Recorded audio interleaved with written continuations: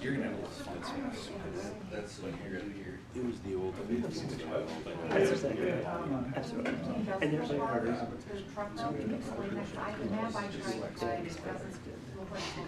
Absolutely. Sure. I have a Volkswagen Bug. At this time, I'm going to call this meeting to order. May I please have a roll call? Trustee Trutchell. Here. Trustee Pfeiffer. Here. Trustee Walschlager. Here. Trustee Connor. Here. Trustee Hellquist. Here. President Vanderstall. Here. If you'd all please rise for the Pledge of Allegiance led by Trustee Connor. Pledge allegiance to the flag of the United States of America and to the republic for which it stands, one nation, under God, indivisible, with liberty and justice for all.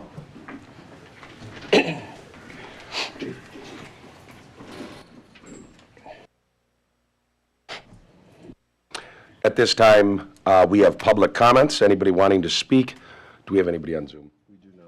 Okay, there is someone on Zoom, but first we'll do public comments here in the room that are on site. Anybody that would like to speak, please feel free to step towards the podium, and the floor will be yours.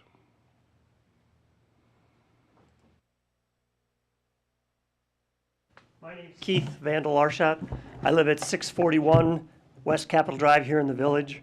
And I wanted to come in today, as most of you know, we had our festival this weekend, and to say a big thank you to all of you that are here, because St. Charles has a long history of cooperation with the village, going all the way back to the 50s when we built our facility out in the middle of a big field. I don't even think all the roads and houses were there yet, but and then since then you've helped us with Fall Fest. We've worked together and shared baseball diamonds together. Elections are sometimes held at our building. But I wanted to come forward and say a big thank you, particularly to some of the other staff members here. But Chief Misko, your people that were on site were fabulous. We had 2 officers each evening. One of them came up with the idea of parking the squad car right at the entrance. So everybody who came in and everybody who came out knew there was a police presence. It was brilliant. Worked very, very well. I thought it was terrific.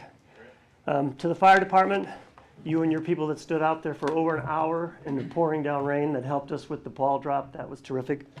And then also we had one incident on Saturday where there was a woman who was overcome by the heat and the temperature. The call went out. I was monitoring our channel. I think your people were monitoring that were on site. Mr. Walker was there. I ran from the beer tent to the ride. Already Mr. Walker was there. I would say it was maybe 2 or 3 minutes, and the ambulance was there. We were able to kind of part the sea. They were able to get in, get her out. It went really, really well. So I think from our standpoint, I know there's a lot of extra stress that all of you go through when we have an event, and you get a lot of negative feedback and things like that. But I received a text message today from a gentleman that I just wanted to share with you because all of you hear the negative part of what happens. So this gentleman was at the festival and lost his wallet. Was turned into us. We got a hold of him. And the guy was from McGuanago, and this is his text to us. By the way, the festival was absolutely awesome. Very well run and so much fun. Full-grown 52-year-old man here, screaming and giggling like a schoolgirl on the ride. Laugh out loud, that's probably how I lost my wallet. Huge line at the food tent on Friday night, but it went super fast and the food was delicious. He must be from the South because he said, y'all deserve a huge round of applause. And that's not just St. Charles. This is a guy who came from McGuanago, came to Hartland and had a great experience because of all the things that everybody does. So I wanted to share that with you and just to say thank you all very much. We appreciate your help with the festival. Thank you. Thank you. Thank you. Anybody else that would like to speak? Thanks for the opportunity. Just Ryan, state your- TJ Doherty. Ryan corrected me. I'm actually not a official Hartland realistic resident. Town of Merton, W301 and 5585, Sunrise Court. To me, I wanted to come speak today again about Fall Fest for my wife and I and our kids to have a legitimate, affordable recreational opportunity for what my kids are 7 and 9, real big kid rides, like just incredibly excited. They were looking forward to it now for 2 years because of the hiatus with the pandemic. So for them to miss out on that and to have something to look forward to was something in our household that was very exciting. You could really tell, I think, the buzz on the grounds as well. There was smiles all around. You could tell that the families were definitely interested. They were there to have a good time. But frankly, like selfishly, you know, just being able to be at a location where I can see my kids play with their friends, I can feel like that they're safe, mainly, you know, for what was already said. But most importantly, in this day and age, not a single question about screen time. They were locked in and having fun and being kids and playing and doing the kinds of things that I always grew up doing. And, you know, that's what this year's Fall Fest kind of meant to us as a family. And we're really looking forward to it next year. So thank you to the board. Thank you to all the volunteers. You all were incredible. Thank you very much. Thank you. Yeah.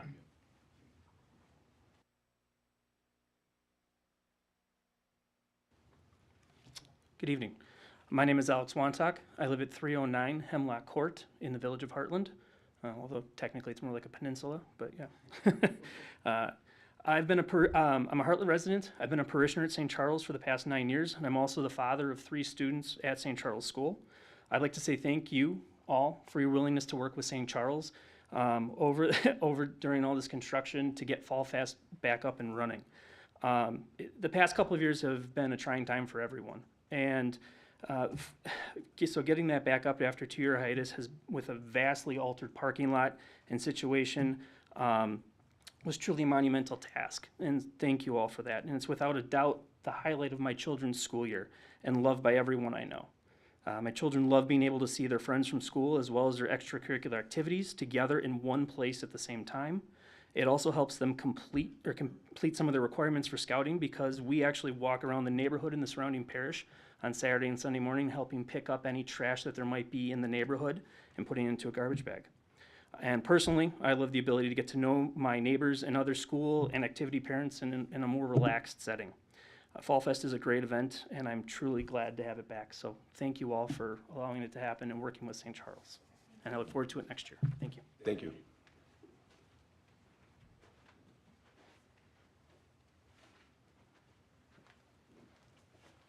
Hi, everyone. My name is Scott Sobstad. I live at W300 and 6435 Lillian Drive. On behalf of my family, I just wanted to thank everybody for allowing us to have Fall Fest. I've lived here my whole life in Hartland. My earliest memories of Fall Fest go back to when I was 14. That was 15 years ago. And so I've been going there for a long time. I've been taking my kids there since they've been in 4K there. It's just a remarkable time. It's great. It's been 2 years since we've been able to have it, and it really takes the whole community to make it happen. So just wanted to come up and thank you all for that. Thank you.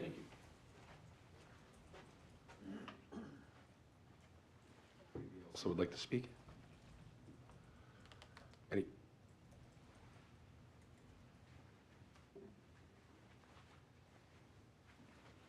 Good evening.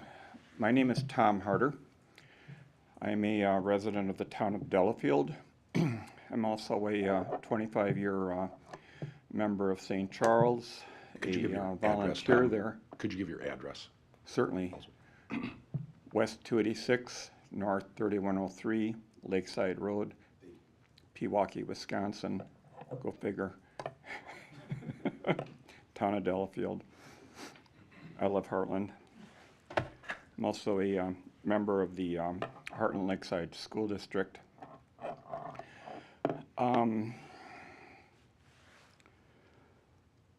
One of the areas of concern, and the reason I'm here tonight, is I believe our community has experienced way too much divisiveness, and I beg of you to support those who try to bring our community together rather than allow them to divide us. One of the biggest problems we have in our school and school district, and I guarantee you it is not the only school district, nor is it representative of only public schools. It's kids. So my rhetoric questions are, what is the biggest problem? It's not knives, it's not guns, it's bullying. So where do they learn that from? They learn it from us as parents that set a bad example if that's what we're doing. So I would just ask you to keep that in mind for future deliberations, particularly with Fall Fest. Is that community activity dividing our community, or is it bringing it together? I have a friend, business person, married, family, up in Beaver Island, Michigan. Had the chance to visit him this past summer. He had a beautiful sign, and if you would just give me a minute, I'd like to read it, please. How to build community. Turn off your TV, leave your house, know your neighbors, look when you're walking, greet people, sit on your stoop, plant flowers, use your library, play together, buy from local merchants, share what you have, help a lost dog, take children to the park, garden together, support neighborhood schools, fix it even if you didn't break it, have potlucks, honor elders, pick up litter, read stories aloud, dance in the street, talk to the mail carrier, listen to the birds, put up a swing, help carry something heavy, maybe barter for your goods, start a tradition, ask a question, hire young people for odd jobs, organize a block party. I would think that Fall Fest would fall in that category. Bake some extra and share it. Ask for help when you need it. Open your shades, sing together, share your skills. Take back the night. Turn up the music. Turn down the music. Listen before you react to anger. Mediate a conflict. Seek to understand. 2 more left. Learn from new and uncomfortable angles.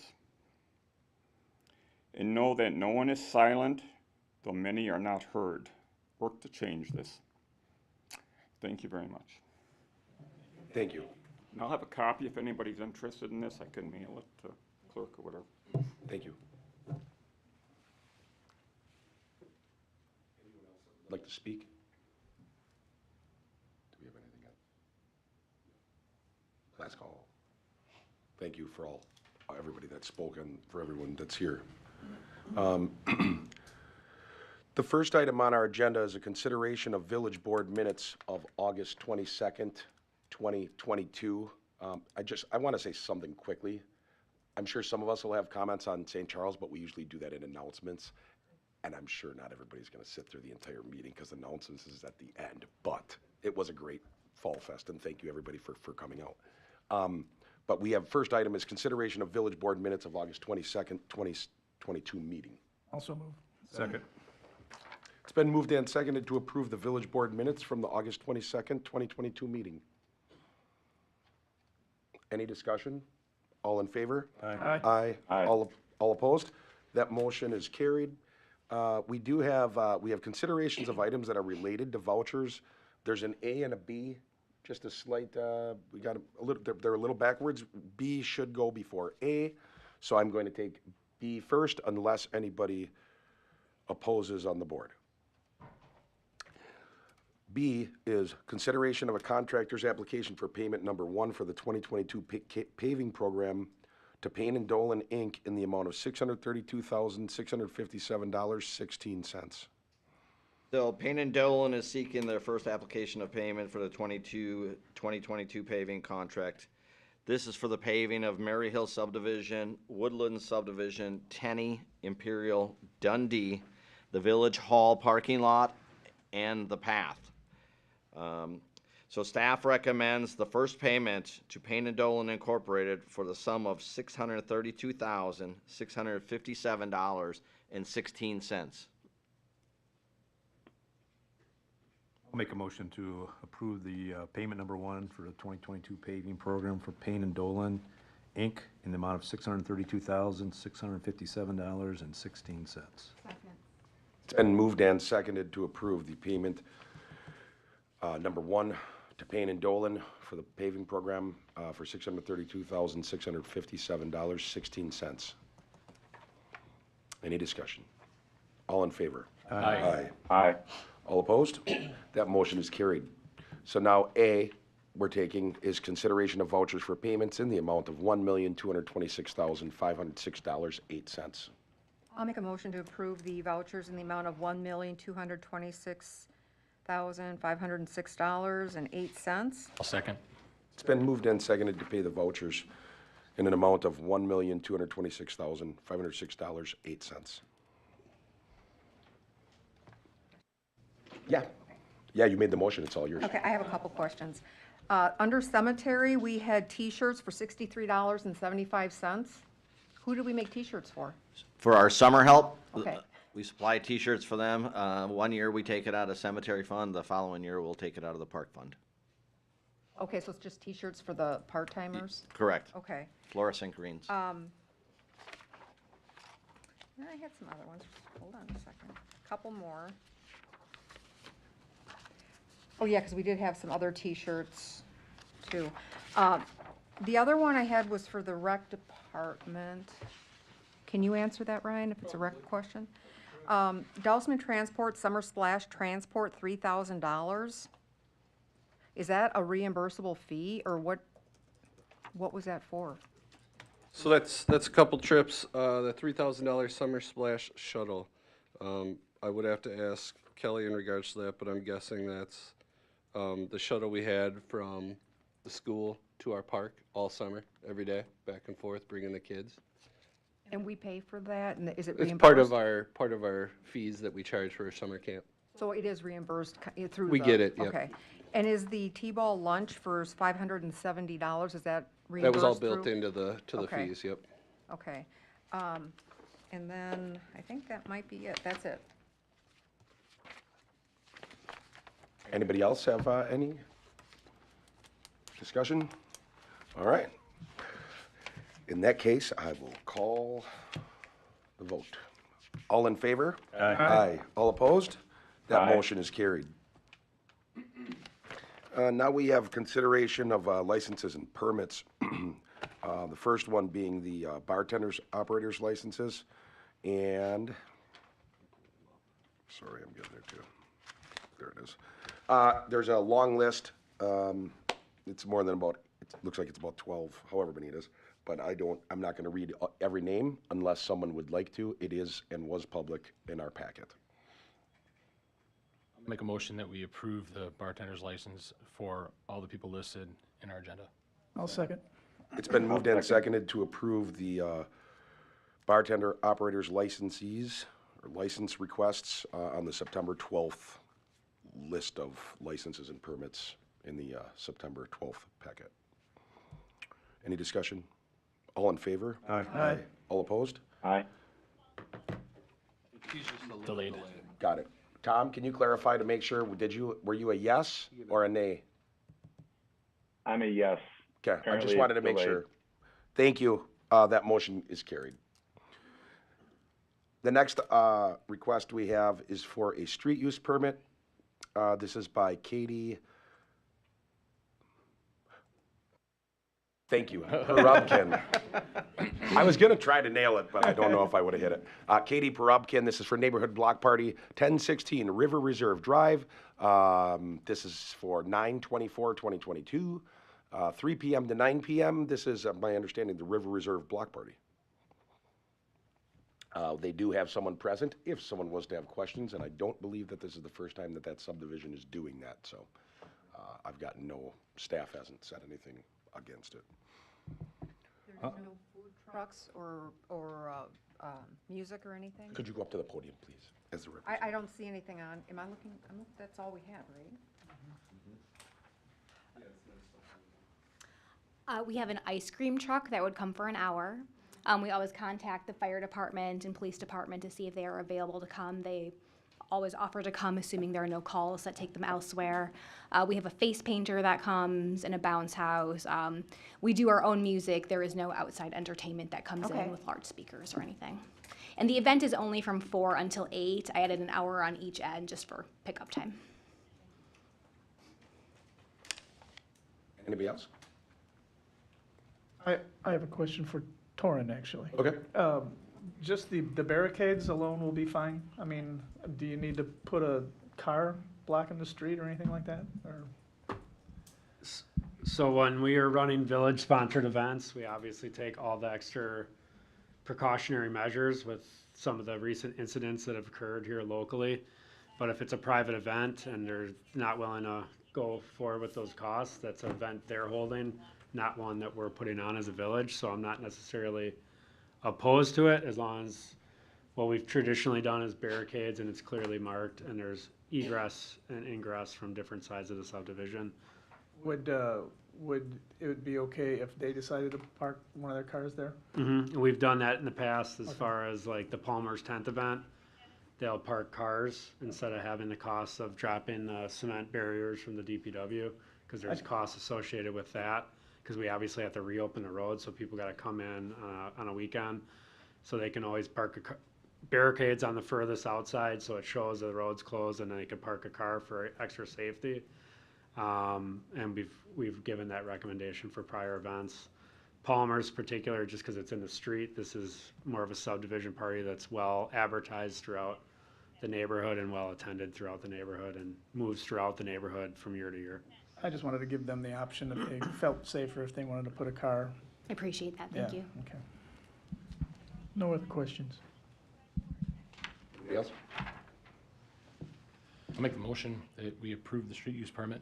A second. It's been moved and seconded to approve the street use permit for River Reserve. Any discussion? All in favor? Aye. All opposed? That motion is carried. Thank you very much. Thank you, we appreciate your support. The next one that we have is Lake Country Lutheran High School fireworks permit, football field, their football field on Campus Drive, obviously, September 23rd, 2022. Our fire chief has suggested approval, along with the police department.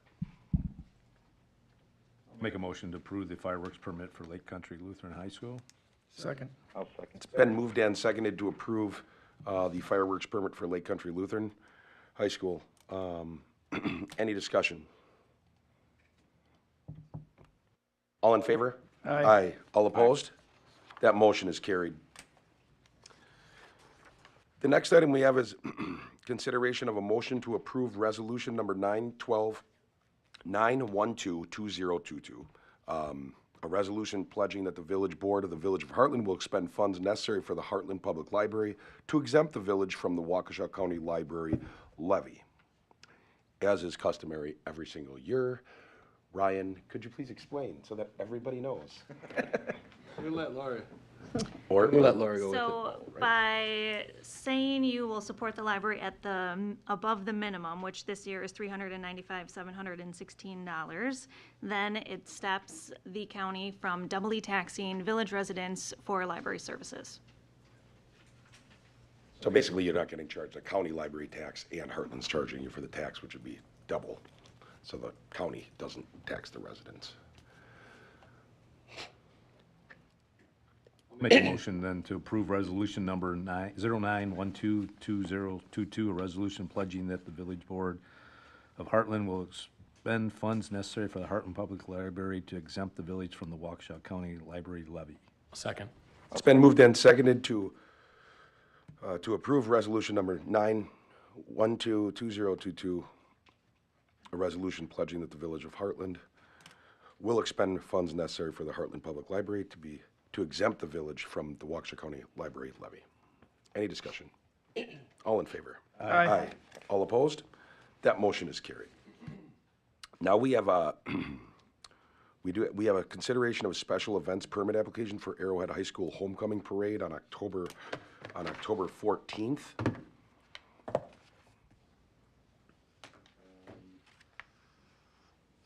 Mr. Faulkner, did you work with them at all on this? Oh, Chief. Yes, I met with Principal Adam Kurth, who's here in attendance tonight. This Arrowhead Homecoming Parade's been done for a lot of years. There, I think, was a brief hiatus with some COVID during the COVID time, but has been going on for a very long time through the traditional route downtown Hartland on that Friday night before homecoming. So they're proposing, and it's in their special event permit, the route that starts at Church, goes down East Cap, goes up north on North, all the way up to Arrowhead High School. And as we kind of touched on earlier in the meeting tonight, in this day and age with some of the recent issues with the Waukesha Christmas Parade and then the precautions we took with our hometown celebration, this is a very small parade compared to either of those two events. It goes rather quickly. And in the past, we've done what I'll call like a rolling stop, where it's a very brief shutdown. We don't restrict parking, and they get up to the high school fairly quickly, and it's about 20 to 25 units only, opposed to like 80 to 90 in our hometown celebration parade. So it does move fairly quick, but in this day and age, I want to make sure we're taking the proper safety precautions. You got high school students, band members, a lot of things that happen out in Waukesha can happen here quickly, and I would like to treat it with the proper security measures to ensure it doesn't happen. So to do that, we need to restrict parking through that downtown area for the entire day, because if you try to do it like just a half hour before, cars are already parked there. There's no way we're going to get them out in time for the parade. So it would be something we'd have to restrict that area, which is a business area. Obviously, it's a prime time for our downtown traffic. So one way I was trying to lessen the impact to that area is starting the parade at a staging area of Lawn Street and then go north on North just right up to the high school. What that allows for the police department is not to restrict any of the business parking in the downtown area, but also more importantly, it helps us with any of the hardened intersection barricades that we need to come up with those tough areas like 5 Points and behind us over on Maple Avenue and those areas. So just shortening that, taking that one little corner off, reduces our resources by more than half. So that's something we proposed out to Arrowhead High School. As you can imagine, this has been a long tradition for them, and they would like to see their traditional route for their students, so I can definitely appreciate that and understand that as well. But just to know, if we were to do it, there would be some costs, because I'd have to bring in some DPW equipment to help block and harden some of those intersections, and then we would implement the no parking in the downtown area, because I wouldn't be able to control if someone was pulling in or out, and I wouldn't want them doing that during the parade. So those are just some impacts to that area and some ways of thinking about how we want to do this. I gave the board some options as we explained through this. The approximate cost to use the DPW resources would be about $410.88. And that's to keep staff after to operate those trucks after their assigned shifts to accommodate the parade. So in the options and alternatives section of the memo, we can approve the parade with the staging area at Lawn Street and really have no excess costs, because we wouldn't have to bring the DPW in, and both police and fire would be able to handle it with really on-duty staff. We can approve it as Arrowhead submitted it and recover those costs, at the $410.88. Police and fire would still have the on-duty staff to cover the other remaining areas. We can approve the parade as submitted by Arrowhead and just say it's a community event and not recover the costs, and something that we're willing to put village resources into. And then obviously, I would say the most drastic measure would be just to deny the homecoming parade, which I would not recommend, obviously, but is a viable option. And Arrowhead staff is here if you have any questions for Arrowhead directly.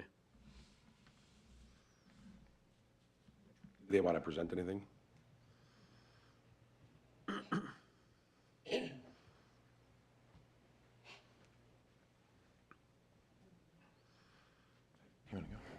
Good evening. Thank you for inviting us and allowing us to speak. My name is Adam Kurth. I'm the high school principal, and this is my associate principal, Becky Gordon, who oversees our homecoming activities for the high school. We're just here to advocate for our traditional route. As he mentioned, Chief Misko and I met this week, had a great conversation. It was our first meeting, and to speak on more than just the homecoming parade, just to get a relationship going, is I have a belief that there needs to be a tight relationship between the school and the community for both to be successful. So we started that conversation, and part of the conversation was on this parade, and I can empathize with his concerns and his job, as I have similar responsibilities. His the safety of Hartland, and mine the safety of our students. And so we had a good conversation. We disagree on the end of it. We would hope as a school to continue our traditional route, especially in a community like Hartland, where we believe it's a point of pride, the traditions that are established here. That we maintain the route down Capitol Avenue. We believe it's great for business, great for community, great for the image of our school and community and that relationship. We believe there's ways that we can assist in making it as safe as possible. We live in a world where if somebody wants to do harm, they're going to find a way to do harm. But we can do everything we can to ensure that our students and our staff are as prepared as possible, and we support Chief Misko in his efforts to create a safe parade. We did not believe that the change in route from Lawn Street North was a viable option. That puts the highway literally right in the middle of our parade, and not what screams school community event. And so we would probably look at other options if that were what occurs at the end of this conversation. So Ms. Gordon has some other elements to share on conversations that she's had leading up to this as well. Yeah, so in addition to being associate principal, I'm also on the student senate, one of 3 advisors, and we have a 12 student exec board. So obviously not the whole student body, but all 12 student executives did say they don't want to change the parade route. I showed them both options, and kind of like what Adam and I were saying, that the proposed route is shorter. And over the years, we continue to try and make this a bigger event for the community and a bigger event for the kids, more floats. Thankfully, Adam came on and started a staff float. So you'll have at least 30 of us within the parade walking or on a trailer. So those 12 students, they didn't even understand, like, well, we don't understand if we're in a parade, we're in a parade, we're on the street, we're on the street. Changing the route, they didn't feel any safer. Now, again, I'm telling you that's 12 students, not 12,000, or excuse me, 1,200. But they'd like to keep that the same. Places like Palmer Steakhouse, Tabby's, Senior Tomas, and Zesty, they've appreciated the business. If you're at the parade or in the parade, you can see a lot of patrons with their wine glasses out there cheering for us, and then they go back in for dinner. So changing that route could actually, in another way, jeopardize their business. So again, Arrowhead and Hartland have always been about tradition, and we just, I don't know if it's been luck, grace, whatever you want to call it, but it's been a good parade. We haven't had any issues, so we'd like to keep it the way it's been, and maybe the old, if it's not broke, let's not try to fix it. Do you have any other ones, Adam? Chief, what were you saying if they kept the original route? You had some suggestions. I just wanted to clarify on them. No, absolutely. As you see listed in the options and alternatives section on the memo, there's 4 options listed. 2 and 3 are in regards to if they were to keep the route as they proposed it. And basically all it is one is keep it and recover the costs that we're paying the DPW to come in and be able to provide a safe route. And 2 would be just do the parade, call it a community event, because it is a community event, and we're willing to put money into community events, and we just do it, and we make it happen without recovering those extra costs. How many staff would we have to have called in for this event on mandatory OT? 5. 5 DPW laborers with their plow trucks.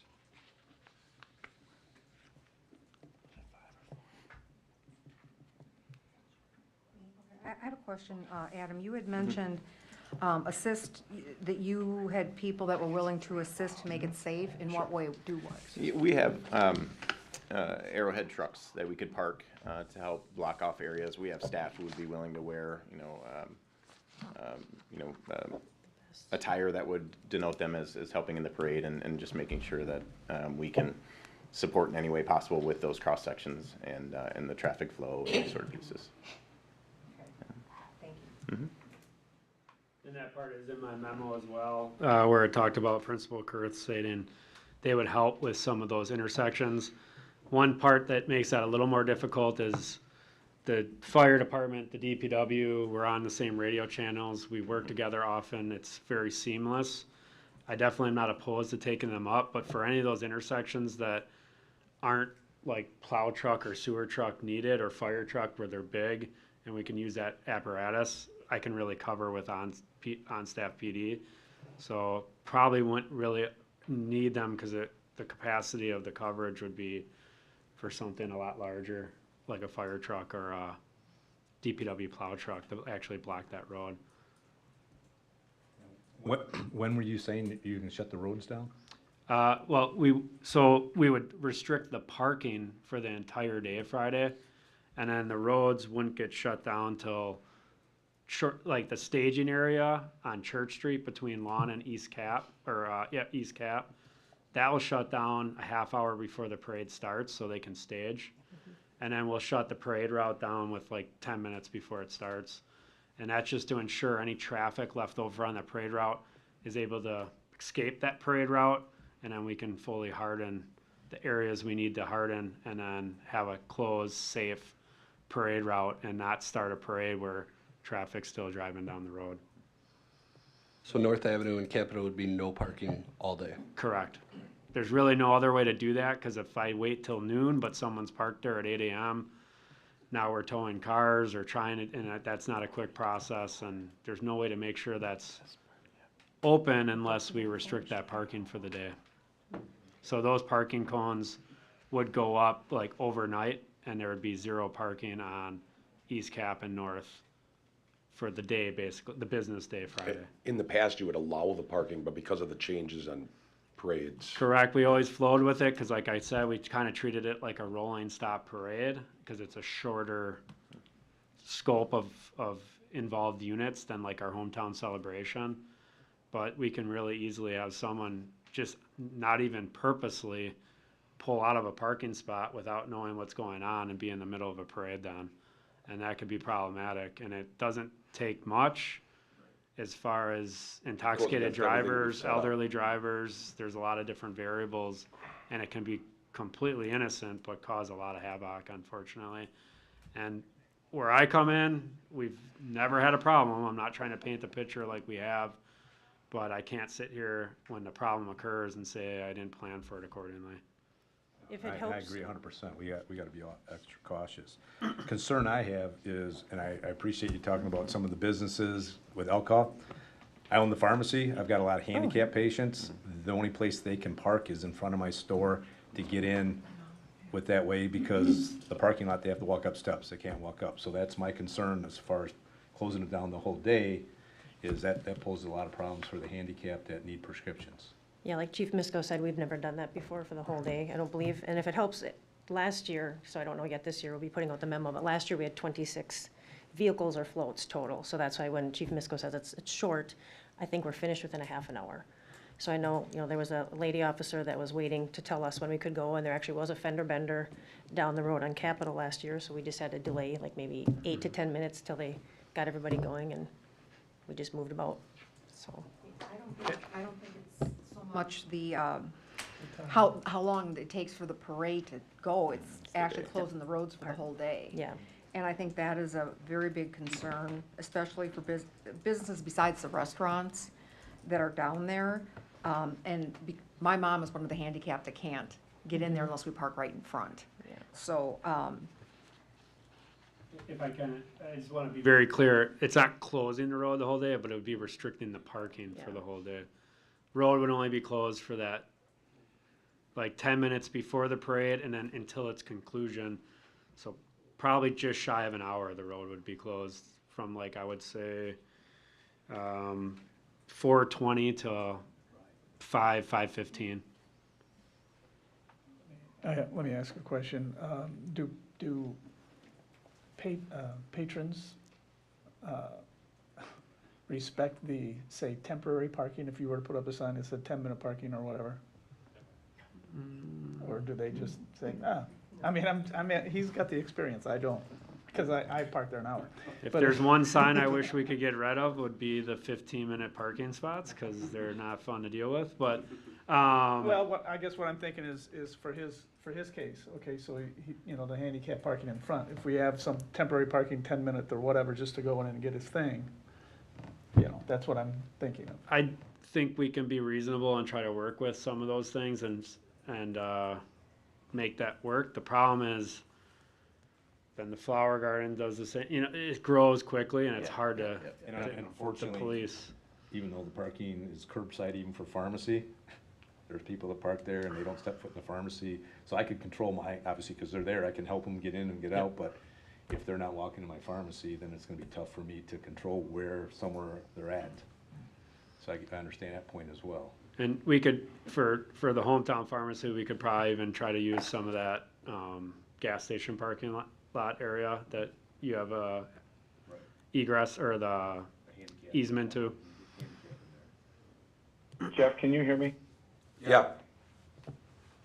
Is there any way that we could have the parking range where there's no parking from 2 p.m. until 5 p.m.? Could we do something like that rather than restricting the parking all day? And secondly, with regards to blocking off certain entrance points to the parade, I'm in favor of keeping the traditional parade route. Many of you know that I'm a former high school coach at Arrowhead. I've got a passion about keeping that traditional route. And I respect everything about Chief Misko's points and not having cars that are in the middle of the parade route when this begins.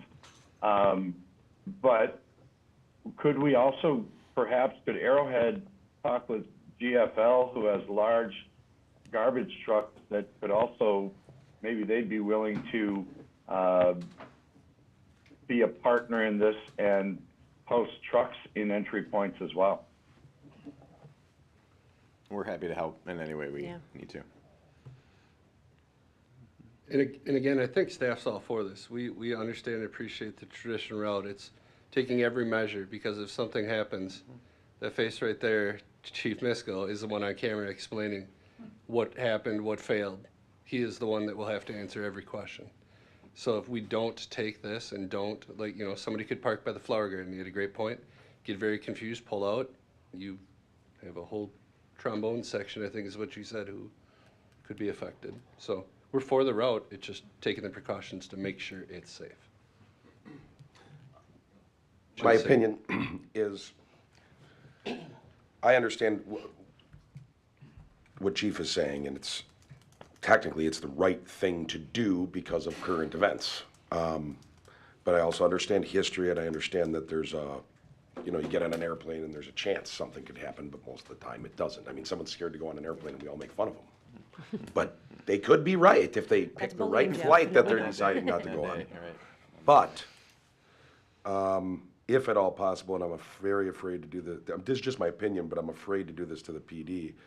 But I do like the idea of maybe shutting it down, but is it even possible to shut down 1 or 2 o'clock so that there is enough time? But here's what I'm gonna go on the flip side of. Somehow you guys gotta make sure you have at least 30 volunteers, and I really mean this, to run the printers so that you can go through every business and the homes along that route. Sure. Because they are gonna get such a horrible name if they do have to get someone towed. Sure. But I really, really wanna stress that. Yep. You guys gotta get volunteers that actually go and explain it nicely to Palmer's, to the pharmacy, so that people can not take that expense on themselves, but just, and it's just because, the world changes, right? You guys know this on the end of inside the school. Yeah. It's a lot different than when I was going, I can tell you that, a lot. But, you used to be able to just walk in the front door, like, hey, go get my kid, walk to the classroom. But I would be more, I'm for something like that, but we do gotta take the precautions, but I want them to help to get the word out, so that if something does happen, if there's 14 cars and this doesn't work, and they have to get 14 cars towed. Yep. So we can communicate with each business, our own personal communications and social media. We can share out the timeline and the expectations throughout throughout Capital. Yep. on that day. Citizens, not just the businesses. And the Yeah, citizens. because there's homes along that route. I would personally talk to some parents or something, and have those parents down there at 2:10. Yeah.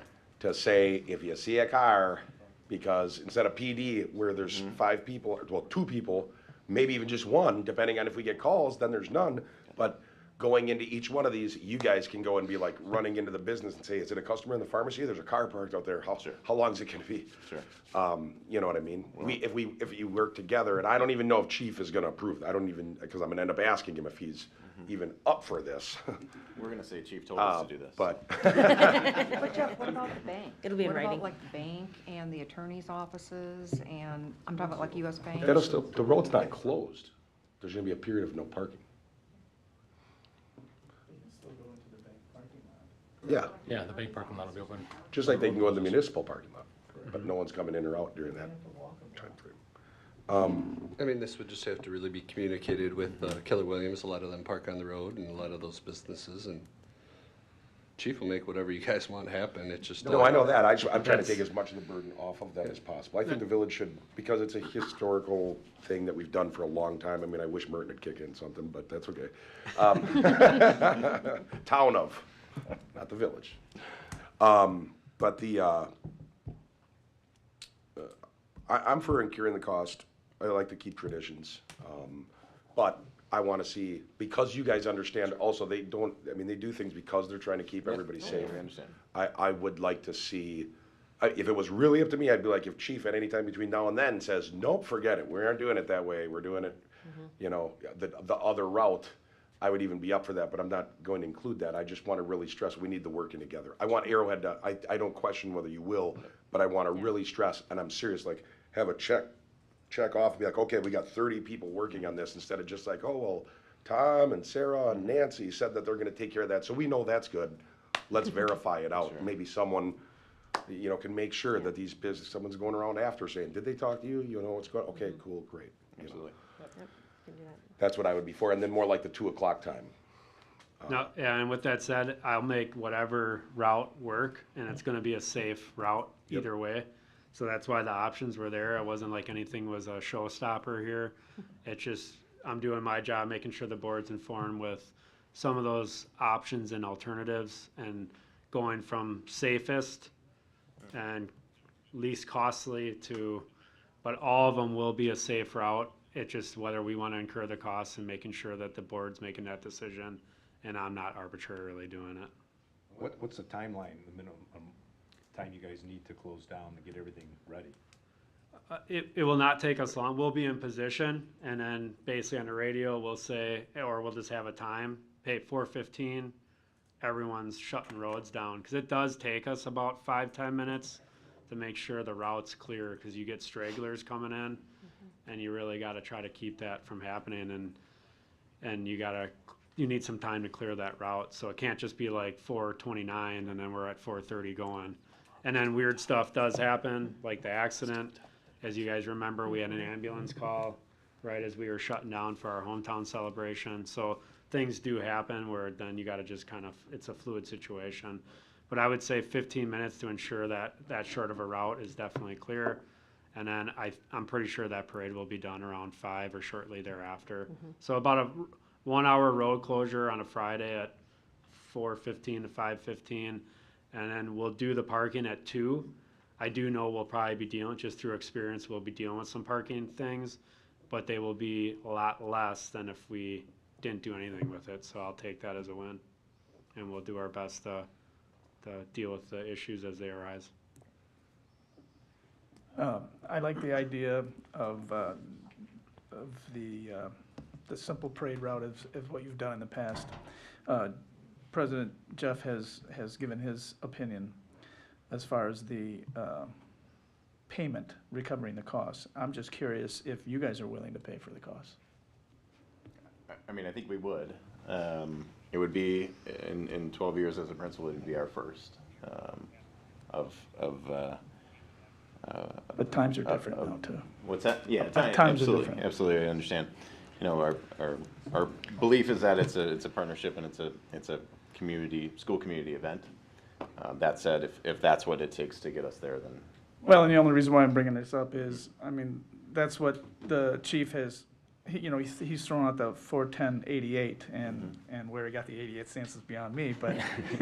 That's just DPW wages for the 2 hours of overtime. Well, but I'm per just saying, operator. what happens if they have to work an extra couple hours, then that fee is gonna go higher. So that's just a starting point, maybe, 41088. I mean, it could get worse, could get lower, could get higher. 41088, that's it. Okay. We'll walk fast.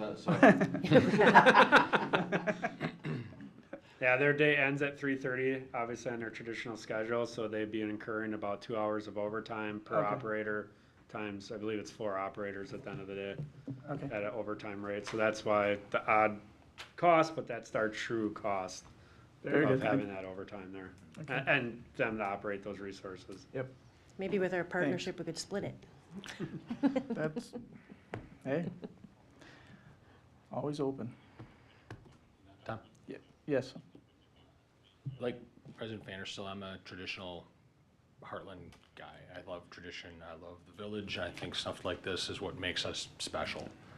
So I like the idea of figuring out a way to work this out together so that you guys can have a safe parade and so we're not shutting down the village for the entire day. So I do like the idea of being able to close that road somewhere around that 2 o'clock time frame, or close the parking rather, around 2 o'clock. I think that that's the right way to approach this so you guys can continue to have the parade route how it's always been. Thank you. And again, the 41088 isn't gonna make or break us, it's just. No, I you know, understand. Just maybe let us do rec programs at Arrowhead for free. He did bring up a good point. He's like, we do partnership, right? We do rent. We have to pay them when we use their facilities. And I'm like, oh. That just went to 6 Yeah. God, that number's growing fast. We would need a motion for this to go through. And it's gonna have to be a detailed motion.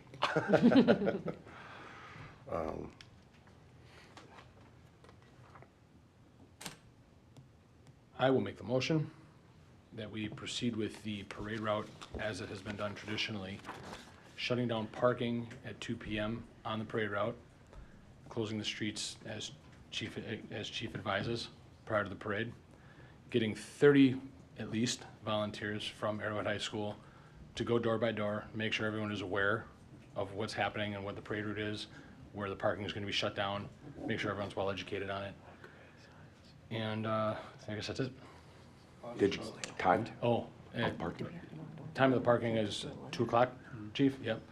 And I think that this is a community event, and it is $400. I think that Hartland can cover the cost because it is a good community event.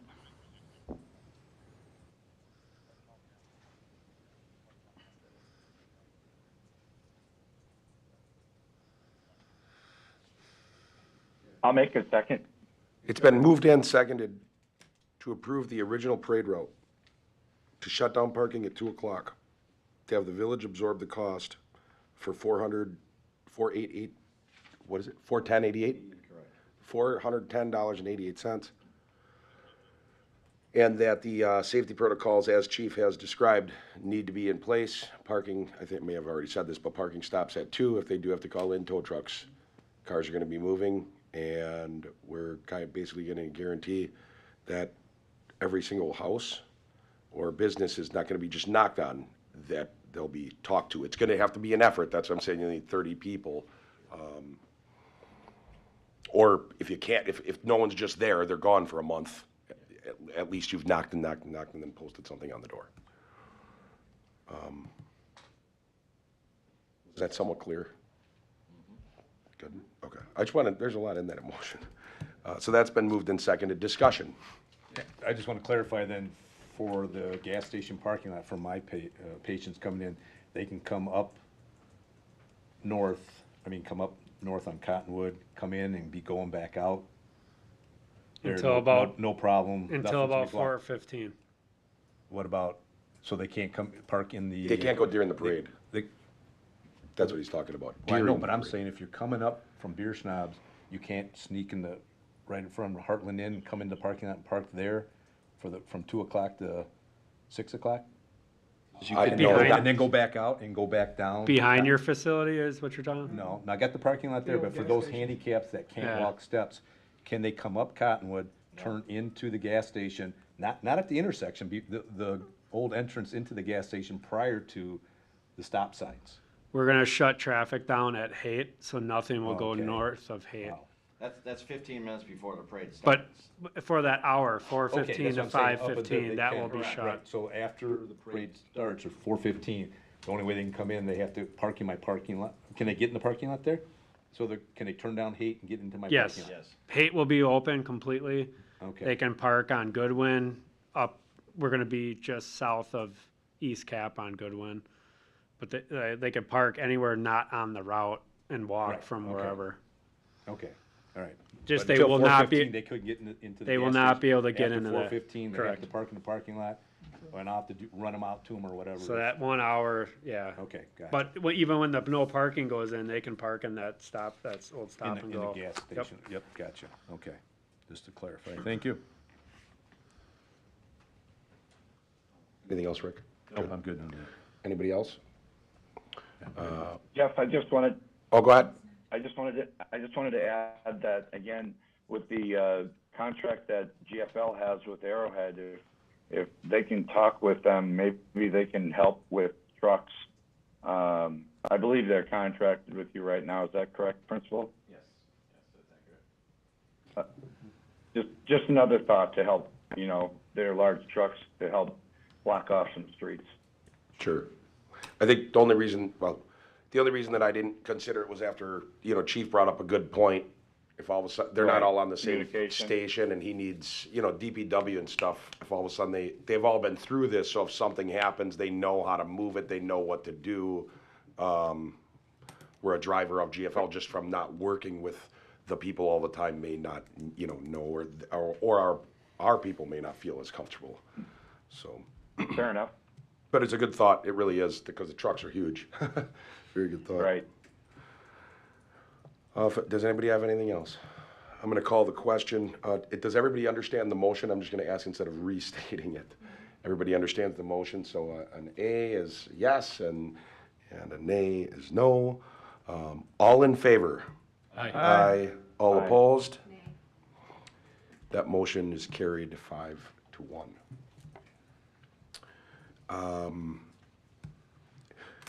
The next item that we have, Thank you. Thank you very much. Appreciate it.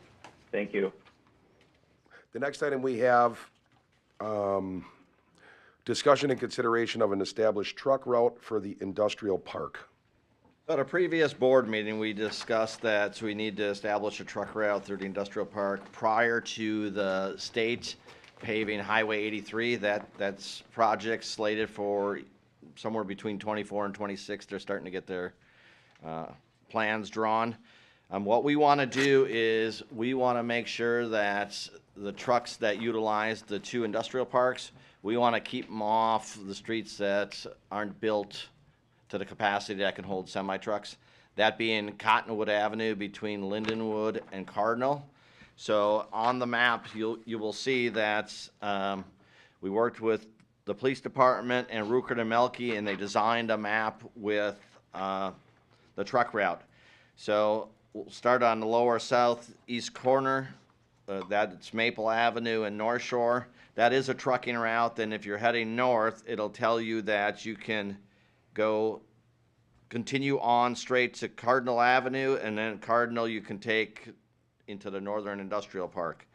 Once you get up to Cardinal and Maple, just north of that intersection, you'll see a sign that's 1 and 3, no trucks ahead. What we don't want to do is we don't want to push semis up Maple Avenue through the residential area towards Sitco.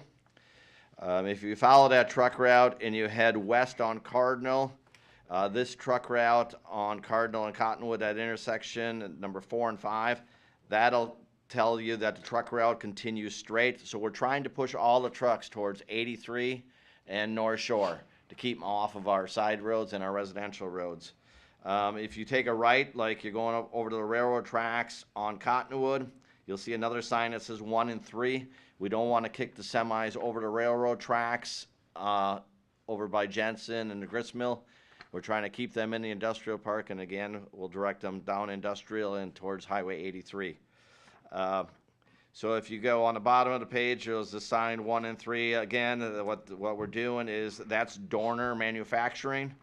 We're trying to let them get their semis in for their businesses, but we don't want them to continue north where the 1 and 2 sign are on Cottonwood and Linwood, because that Cottonwood Avenue through the marsh isn't built to the standard of holding semis. So we're trying to keep the semis off that. That was a very expensive road. We just paved that 2 years ago. Any other questions on any of the signage? I'd be happy to answer them. Dave, I have a question. Is there still some light industry on Pauling? There is light industry. So what this means is, like this 1 and 3, right? It says no through trucks. We still have to allow them, and we talked with PD. They are able to deliver their product, because you can't shut businesses down. We just want to minimize it, right? So all these 1 and 3 signs, the PD will not enforce. They'll get a warning for delivering if they're not delivering. What we're trying to eliminate is that they travel through town. If these semis are traveling up Cottonwood to North Avenue just to get on 16 westbound, or if they're coming up Maple Avenue to East Cap to Merton Avenue just to get through town, that's what we're trying to eliminate. We're not trying to eliminate or shut down businesses. And PD and DPW talked, and the engineering firm, we feel that this is the best way to curtail that.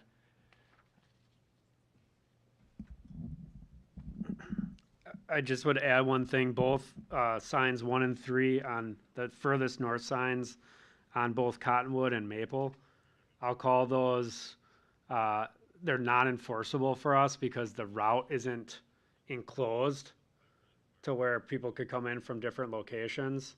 So basically those are signs that we're looking for compliance. And as professional truck drivers, we're hoping to gain that compliance or at least reduce.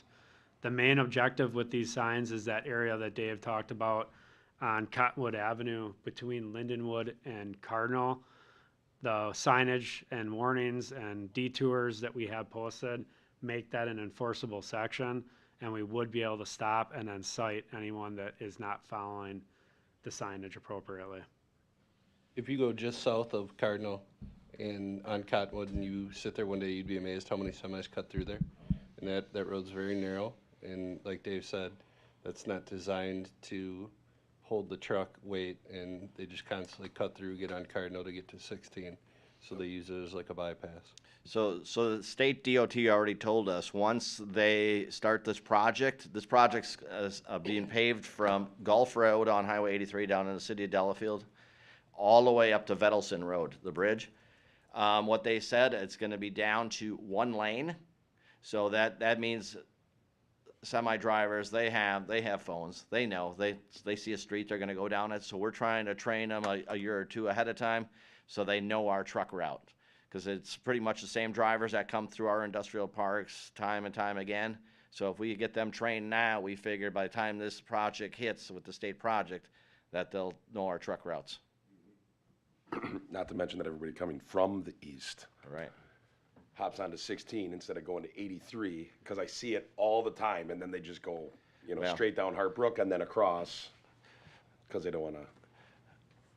Mr. Bailey and I sat in one meeting with the state on this project, and their proposed truck route is to kick the semis 16 westbound, take them all the way into Oconomowoc.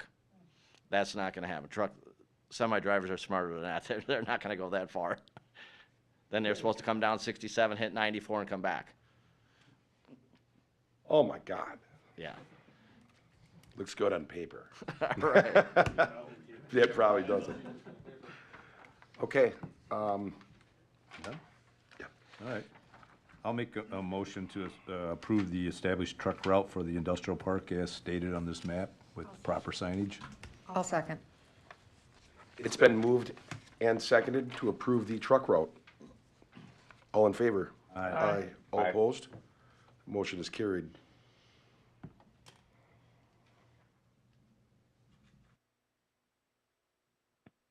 Fast. Pfeiffer, fast. Pass.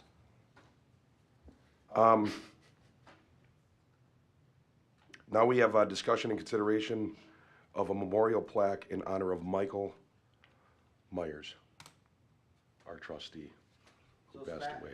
Staff was considering a tribute plaque to honor the late Mike Myers, a village trustee. The cost of this plaque is $255. This plaque will be honoring his years of service, dedication to the village and the village of Hartland. The plaque we're proposing is to place on the outside of the warming shed at Nixon Park.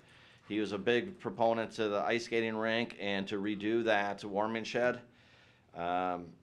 Staff would like to do a dedication. I spoke with the family. They would like a dedication, maybe one night if the beer garden was open. If not, maybe when the grand opening for the ice rink.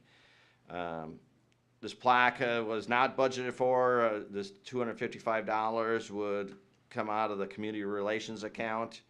We're hoping that the village board votes for this, and I have a rendering of the plaque. It states, in the memory of Michael, it'll say Michael C. Myers, because that's how he signed everything. In appreciation of your 22 years of service to the village of Hartland as a member of the Board of Trustees, his work for the village of Hartland has made our community a better place to live, to work, and to play. So that's will be made. They'll do a rendering of it because the material is 4 months out. So we'll do a rendering of it, and then what we'll do is have a dedication down at Nixon Park. I think it's an outstanding idea. And thank you for taking the time to get that going right away. Love that we're putting it at the warming shed. I know he was instrumental in the whole ice rink thing and the idea behind it and pushing for more at Nixon Park all the time. So I think that's a great way to honor him. I'll make a motion to approve. Second. Been moved and seconded to approve the monument for Michael C. Myers. All in favor? Aye. Aye. All opposed? That motion is carried. Announcements. Fire department, again, answering tons of calls. We were out late last night over at 450 Sunny Slope came in as a possible structure fire. Ended up just being a small fire in a stairwell. So, and then a number of trees down that they responded to all night. So, last month we were 93 calls, I believe. So we were down from the last 3 months. We were under 100 for the first time, and but we were still over last year's call volume for that. So we just continue to keep answering calls.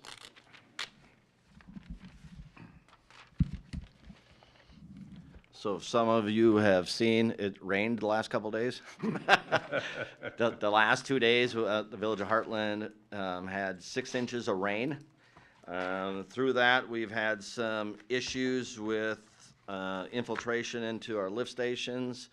We were pretty close to going all out. What?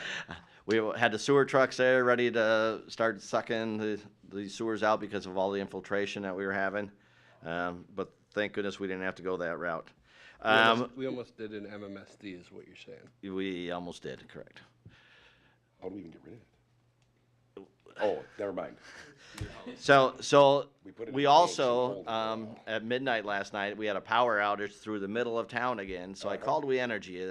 I said, that's the 3rd time that's happened. And I asked, what their thought process is and if there was any explanation. And they sent me an explanation of all three of the power outages, and they explained that it was all because of tree growth hitting branches and hitting the power lines and blowing fuses. So I have an email out to them to see if they could bring their contractor, which is Ashland Tree Service, to come in and do a sweep on the majority of power lines throughout the downtown area, because they said that not only takes out businesses, it takes out 2 of our lift stations, and we've had guys bouncing around since midnight last night. So I know we can't discuss things with announcements, but maybe if they just bury the lines on Cottonwood, that won't happen anymore. It's worth a shot.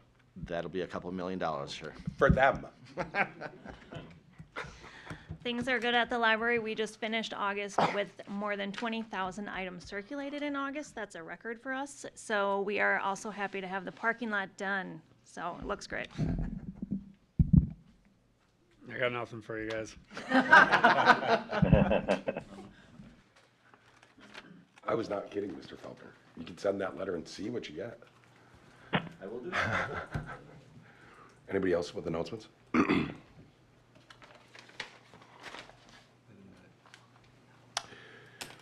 Fall Fest, I think, was heavily attended. It looked like it was rocking. I did not get a chance to go and walk the grounds, and that's my loss. But I've heard that people had a really, really good time. It was very heavily attended and brought a lot of people into Hartland. It sounded like a good time. You could hear it. I can confirm it was a good time. We have some holes on different committees to fill, along with one on this board. When I say holes, I mean spots where people are no longer serving. I anticipate having those names to the board at our next village board meeting.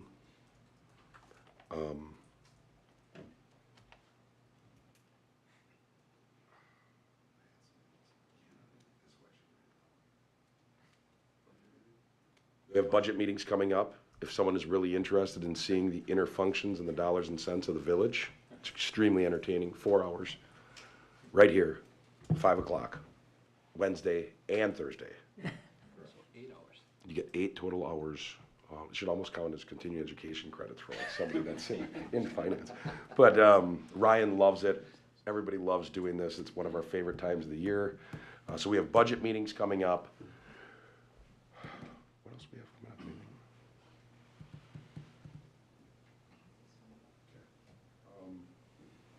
A few questions have popped up. And I know usually the village board doesn't get involved with library, but I'm going to kind of use this to talk about library.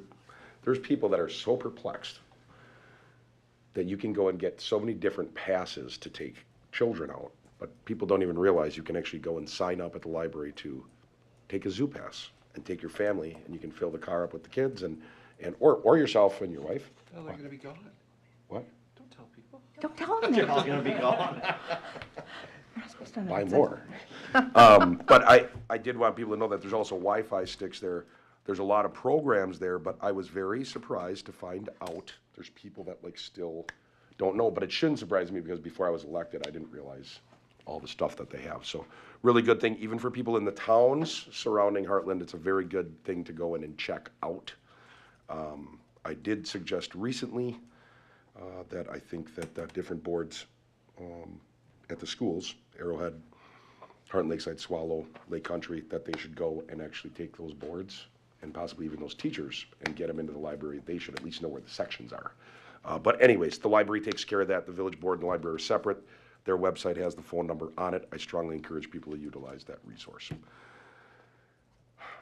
I'm still missing one, but I'll have to hit it next meeting because I just can't remember what it was.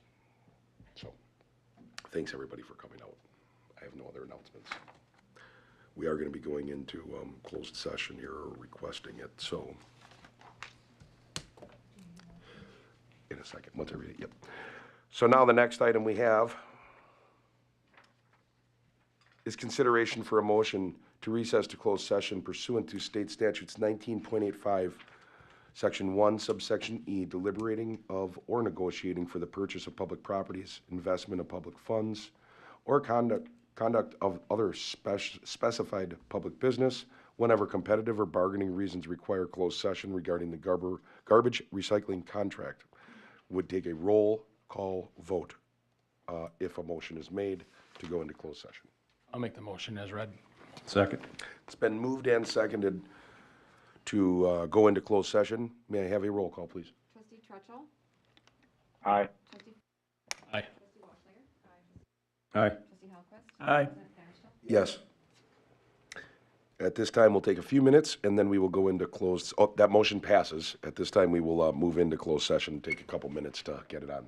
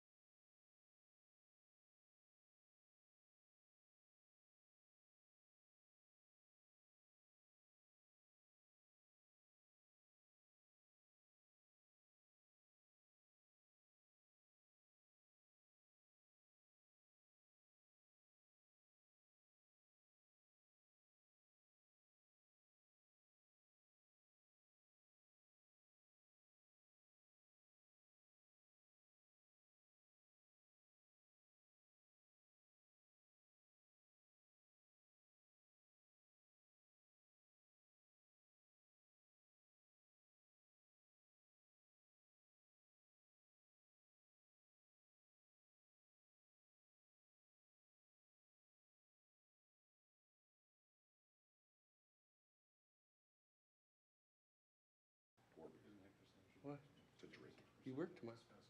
I still have a drink? I work every day. We're good.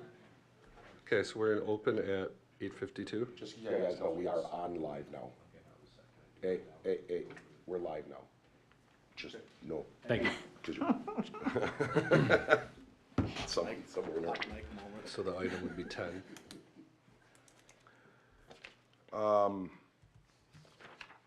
Yes, so at this time, we either can take up our item 10, we're back in open session, obviously we were in closed for negotiation.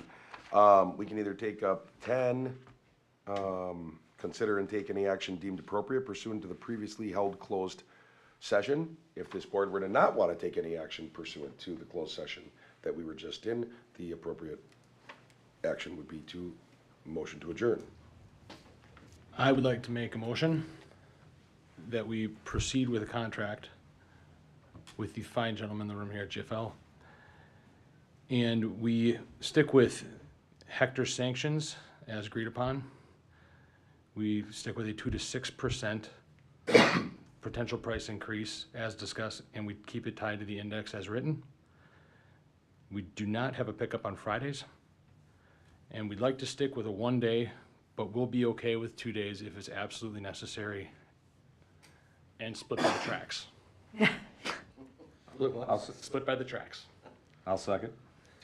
Been moved and seconded to follow Hector's sanctions, get 1 day, not be Friday, use the tracks, and 2 to 6%. 6% based on the index.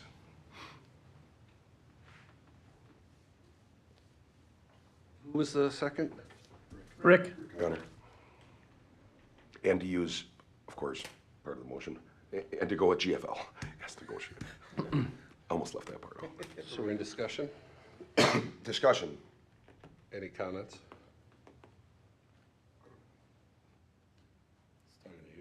My only comment is it's starting 1/1 of '23? Okay.